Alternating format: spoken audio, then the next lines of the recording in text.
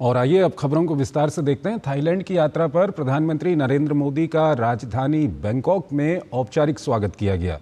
उन्हें guard of honour दिया गया। गवर्नमेंट हाउस में थाईलैंड की प्रधानमंत्री चिनावाट इस दौरान मौजूद रहीं। 2 दिवसीय यात्रा पर प्रधानमंत्री नरेंद्र मोदी शुक्रवार को बिम्स्टेक शिखर सम्मेलन में शिरकत करेंगे।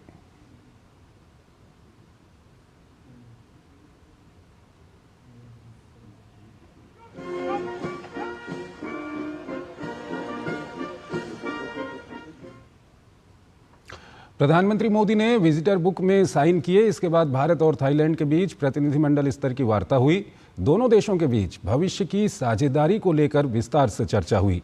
इस दौरान प्रधानमंत्री मोदी ने थाईलैंड में भूकंप से हुए नुकसान को लेकर संवेदना व्यक्त की। बीते शुक्रवार म्यांमार और थाईलैंड में जबरदस्त भूकंप आया था।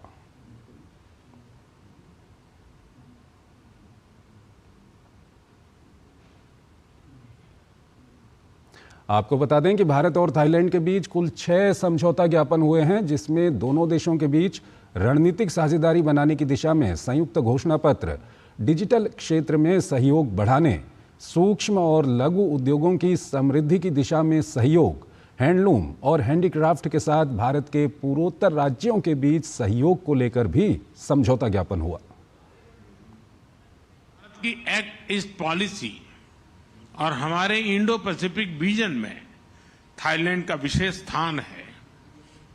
आज हमने अपने संबंधों को स्ट्रैटेजिक पार्टनरशिप का रूप देने का निर्णय लिया है। सुरक्षा एजेंसियों के बीच स्ट्रैटेजिक डायलॉग स्थापित करने पर भी चर्चा की।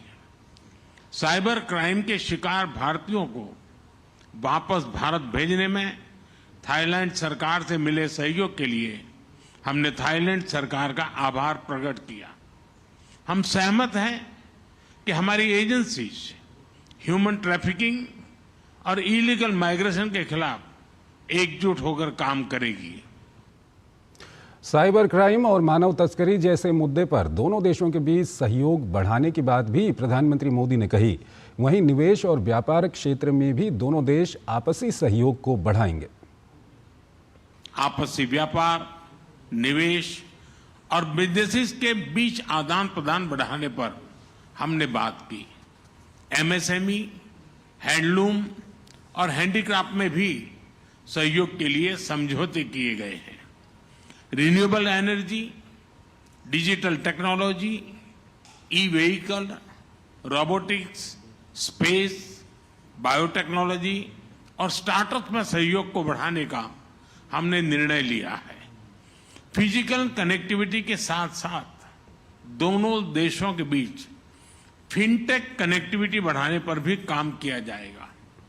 पीपल टू पीपल एक्सचेंजेस को बढ़ावा देने के उद्देश्य से भारत ने थाई पर्यटकों के लिए फ्री ई वीजा सुविधा देनी शुरू कर दी है।